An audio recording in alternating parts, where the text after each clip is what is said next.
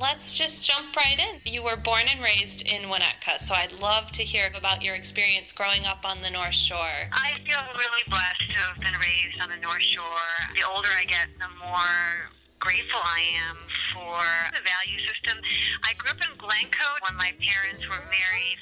They got divorced, and then I moved with my brother and my mom to Winnetka, and we switched to Washburn. And then I went to New Trier when they combined. You know, my parents loved and appreciated the arts. My father went to Princeton and Harvard grad, and he was in the Princeton Quartet. My mom sang in 3 different church choirs, and they loved the opera, and they taught me a real love of the theater that Chicago offers downtown. And I feel so grateful to have had so much experience in seeing such great theater in Chicago. But that being said, they were really kind of hoping I'd follow that more collegiate path after New Trier, as opposed to moving to California. You know, and in hindsight, I totally agree. I'm a mother now, and, you know, there's a lot of hard careers, but certainly being a professional actress is one of them. And the thought of moving to LA by myself, not knowing anybody, I'm sure was very daunting to them. But the more they kind of said, well, you'll figure it out maybe after college, the more I said, you know, I'll show you kind of thing. And that determination kind of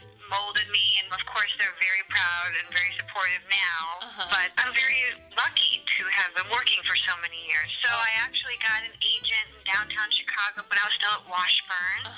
Shirley Hamilton, I don't know if she's still around, but she was a huge staple at the time. And then I was in the Far Soft musical at New Trier. After school, I'd go downtown and study at Second City and the Goodman and Steppenwolf, and I would surround myself with a lot of professional working actors. As much as I loved New Trier and Winnetka, the truth is I was dying to make a living at an early age. You know, it's a blessing and a curse when you really know what you want to do when you're really young. But luckily, because of New Trier in Chicago, I was able to educate myself, and I still believe education, no matter what your field is always something, you know, you should be working on. But before I graduated New Trier, I had auditioned, and it's amazing to me in hindsight, because there's enough actors in New York and LA, but I would audition on videotape downtown Chicago, and I did a screen test where you'd actually sign the contract between you and 2, maybe 3 girls, meaning like once you test, the deal's already done and you have it. And I tested 5 series before I graduated New Trier, one of which was between me and Christina Applegate for Married with Children. And I remember, oh my gosh, you know, there's this new network called Fox coming, and I was like, well, you already have 3 networks. A week after I graduated New Trier, I packed my Nissan Sentra and I moved to Los Angeles. I didn't know anybody. I was actually, I don't normally talk about it, but I was Miss Dream Girl Illinois. Oh my gosh. And in this short-lived series called Miss Dream Girl USA, and 4 state winners would compete each week. And so I rented a room from this wonderful woman who had former pageant winners, and I roomed with Miss Nebraska. And then a week later, I got Days of Our Lives, which it seems like it happened fast, but I felt like I'd been paying my dues forever. But obviously, I was very, very blessed and lucky, and then I moved on from there. But I missed a lot of my friends from school, and what I did once I moved here is I lived at UCLA because I wanted that kind of college experience while I was working. I was on, for example, Days of Our Lives for 4 years, so I joked that it was like my college because it was great training, and I was living at UCLA, so all my friends were students, and I didn't get too caught up in the whole Hollywood thing, which I think is a little daunting. You have to really kind of be careful with.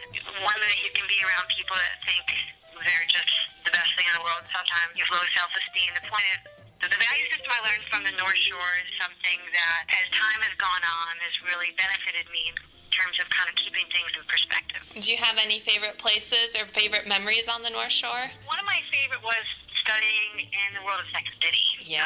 I loved that. And since then, I've seen a lot of Chicago actors out here that have also studied at a lot of the great theaters, including Second City. So that's a big thing. I miss Lakeshore Drive. My dad had a sailboat there, you know, in the summer. And coming in the harbor and seeing the Chicago skyline on a 42-foot sailboat. But I just remember how beautiful it is. And I'm kind of bicoastal between LA and New York now. And I think that Chicago reminds me of New York a little bit. The architecture I miss, and mainly my kind of core group of friends that I still miss a lot. And I have still a lot of family there, so I go visit them a lot. And my cousins, all their kids go to New Trier. Most of them have stayed there. I have one brother who's in Manhattan. Okay. He's a fun guy, but most have stayed there in the North Shore. So what kind of sparked your interest into acting? All I've ever wanted to do. Don't think after all these years I haven't reevaluated, do I still want to do this? Because I've been a working actress now for almost 30 years, which is extraordinary. And there was a couple times, like when I became a mom, I asked to be let go of NYPD Blue, which was my, I think, 10th series at the time. And I'd done 5 years on that, but I was jumping from series to series to series. And I used to wear this proud badge of I've never been out of work for more than a week. Well, the truth is I really needed to get a life.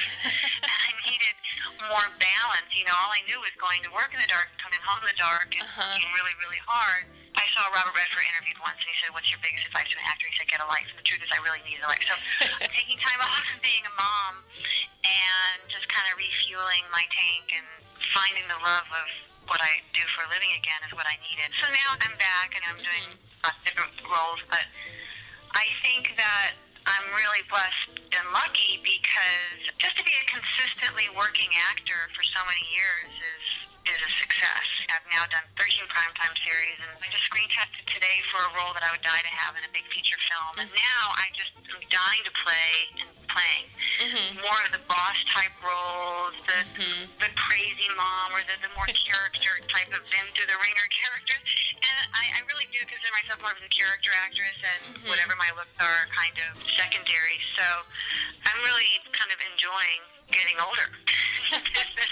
We get so fixated as women both in and out of the business on that, and I think that the truth is we get to know ourselves better, we like ourselves more, and it's actually a really great thing. And if you can really accept that, it's amazing the things that you really can do and look forward to. Yeah. I think that you can be over 40 and be a mom and be in the best shape of your life. You really can.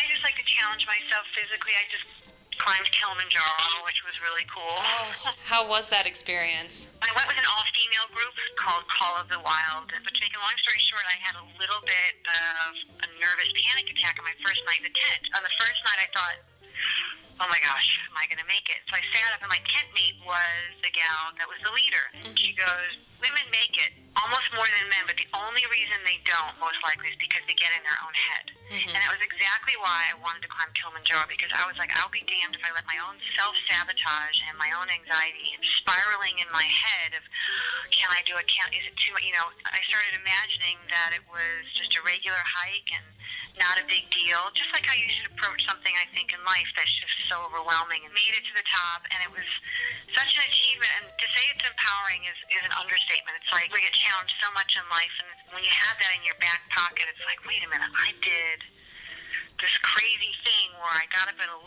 p.m. and went to the summit with my headlamp as the sun rose on Kilimanjaro.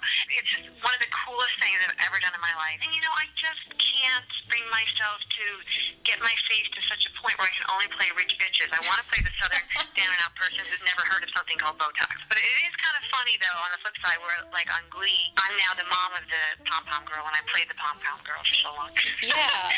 So now I'll be on the red carpet, and someone will say, what's it like to be the mom of the pom-pom girl now? And I joke, and I say, well, actually, I'm a grandma, because my daughter Quinn had a baby. So tell me about Glee. What was that like? Oh, it was awesome. You know, it was really cool. As I said, you know, I've done a lot of series, and it's very rare to come across a phenomenon situation where I was on, I think, episode 1, so, you know, the first one after the pilot, and then one near the end of first season, then I just came back little bits incrementally as the seasons progressed. By the end of first season, it was already a phenomenon. Yeah. And to kind of see the pressures and the changes that success brings to them. So I loved it. You know, I drew upon some of the women I might have known when I could have played my character. She was a little bit extreme right-wing, but Ryan Murphy wrote her so interestingly. I love characters that maybe on the surface she seems so put together and so perfect. And she was Miss Beauty Queen pageant 10 times and once up for her daughter. And the truth is, I'm sure behind closed doors she's miserable, self-loathing, and really insecure.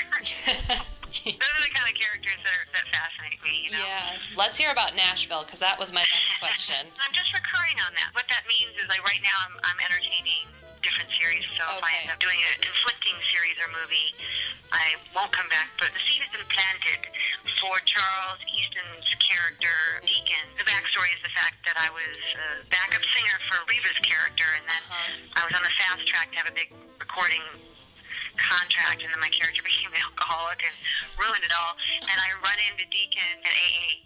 Oh. So there's some sparks flying, but the truth is when I shot that episode, they were already 4 4 episodes away from shooting the season finale, so there was no more this season. Okay. But it was a really fun character, and so if I'm available, I'll be popping back next year. Doing that accent again. Do you happen to have a favorite role or memorable experience with a show? I think one that stands out in my mind is one when I get recognized, I'm always interested as to what it's for, because some shows were seen more than others and so on. As I said, I got on a soap opera right after New Career, and I was on for 4 years. I still get recognized probably 60-70% of the time for my soap opera character, which just astounds me and flatters me, because I was on from 87 to 91. So it was a long time ago. Yeah. And the role stands out in my mind just because, you know, in a soap, you play the same character every single day. You don't have a hiatus. And it was really what gave me my start and a lot of great training ground. So I always have a big place in my heart for my character, Eve Donovan, Eve the bitch that I play on Big Brother. But I'm going to have to assume your all-time favorite role is being mom to your son, Max. Yeah, of course. It's funny, when I was younger and I had all these big dreams and I was so determined, I was a bit rebellious, I would say. But now I look at my house and you could literally pick up my house and plant it when I go.